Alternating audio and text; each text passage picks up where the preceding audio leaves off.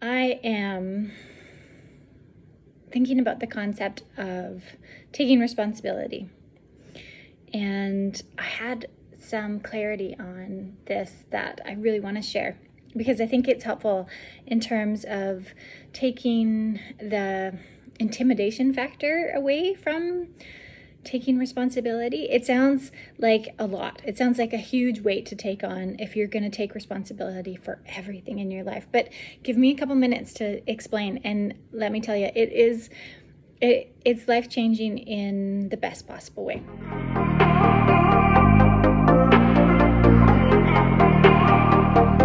So when I learned about taking responsibility, I think it was about 2014, and I was job searching. I was looking for a new career, a new direction. I had applied for a job as a clothing designer at Lululemon, which I was super stoked about.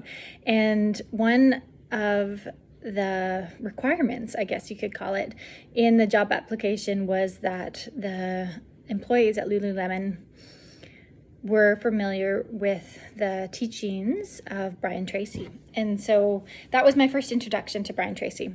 And this was early on in the sort of awakening process for me, because I'd lost my job, and that was a huge traumatic sort of loss for me. And it was sort of like the one that finally like cracked me open in terms of like I had this ego and this identity, and when I lost my job, I lost all of that. And so I felt broken, and it enabled sort of that light to begin to shine from inside of me, from my soul. And I was slowly putting all these pieces together. And so Brian Tracy was one of these pieces. And he had this idea of taking responsibility for things in your life. And once I started playing around with this idea, I saw how quickly it began to shift the way that I felt about myself, the way that I felt about my family, and my level of frustration, my level of anger, my level of disappointment. And specifically, this is where it really sort of changes, is that you take the power away from being a victim. When you take responsibility for the things happening around you, you are no longer a victim anymore, and there's no blame happening, right? And that's the real key, because I was blaming a lot of the things going on in my life on other people, or I was blaming my circumstances, or I was blaming, when you're a victim, you blame, and you feel really dissatisfied with what is happening to you, as opposed to any other kind of interaction in terms of how you think about what's going on.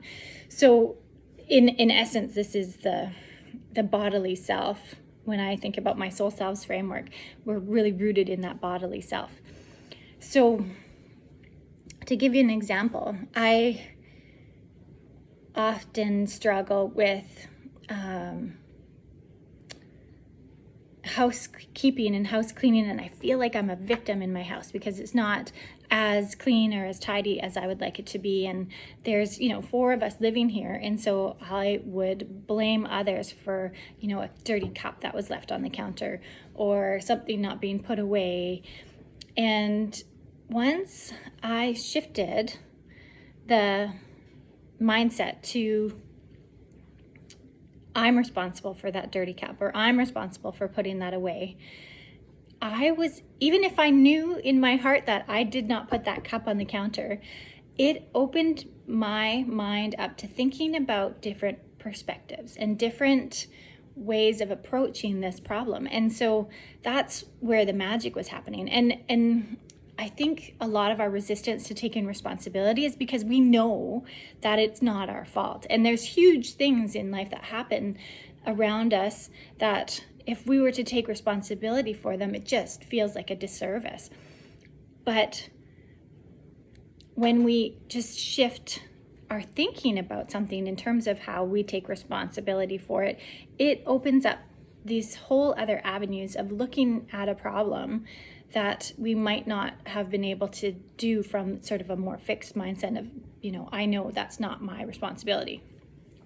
So here's this dirty cup on the counter, and I'm like, okay, that's my responsibility. And you begin to think about it, like, why is that my responsibility? Well, have I not expressed my boundaries clear enough about how what I want to happen with that glass? Have I not had the discussion with the people in my household about what my expectations are? And a lot of that starts to come up to the surface as you realize you have these expectations, and then you start to question your own expectations, and you're like, how can I change my expectations? Or how can I communicate my boundaries? Or how can I communicate to the people in my life that something needs to change in order for that cup to end up in the dishwasher or in the sink, or whatever the expectation is? And so all of a sudden there's this whole other sort of dialogue going on in my mind that really lifts the weight. And so by taking responsibility for that, it becomes not a problem, but it becomes sort of an opportunity.